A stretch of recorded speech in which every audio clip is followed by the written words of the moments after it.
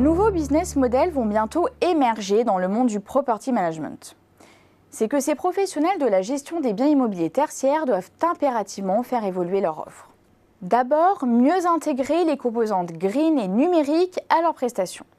Il s'agit en effet d'attentes fortes de la part des mandants qui souhaitent par exemple valoriser leurs actifs à travers les certifications environnementales. L'intégration du numérique est quant à elle un moyen de gagner en efficacité et de fluidifier les échanges avec les mandants, mais aussi d'intégrer les principes du smart building et donc au final d'agir sur les consommations énergétiques. Cette refonte doit aujourd'hui aller plus loin, en développant notamment des services dédiés aux occupants. Plus que des mètres carrés, les locataires sont à la recherche de services complémentaires à destination des salariés pour améliorer leur confort et les fidéliser. De nouvelles activités doivent alors être intégrées à l'offre comme des services de conciergerie ou des prestations de facility management.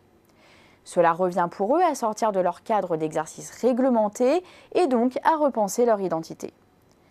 La refonte de l'offre est d'autant plus importante que les acteurs, faute d'une promesse de valeur claire et suffisante, sont confrontés à de vives pressions tarifaires sur fond de faible croissance de leurs revenus et notamment de leurs revenus financiers. La faiblesse des taux d'intérêt n'y est bien sûr pas étrangère. J'ajoute également qu'ils restent à la merci des politiques de réinternalisation de la gestion immobilière de leurs clients. De fait, leurs marges sont sous pression selon l'étude Xerfi Precepta. Virage du green, industrialisation des process par le numérique, nouvelle forme de proximité avec les clients, il est clair que tous les acteurs ne pourront pas relever ces défis et enjeux à venir.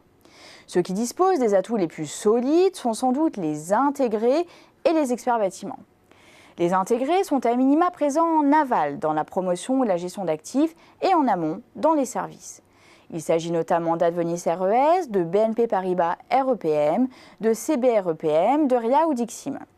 Les experts bâtiments, eux, ont une spécialisation en amont dans la promotion construction, telle que le Crédit Agricole Immobilier, GA Services, Nexity PM ou encore Vinci Immobilier PM.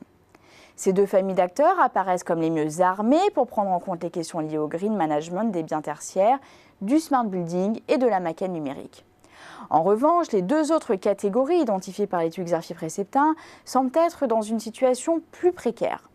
Les financiers souffrent d'un positionnement moins tranché sur les aspects plus techniques et serviciels. Quant aux pure players du property management, ils sont pénalisés par leur faible taille qui limite leur capacité d'investissement.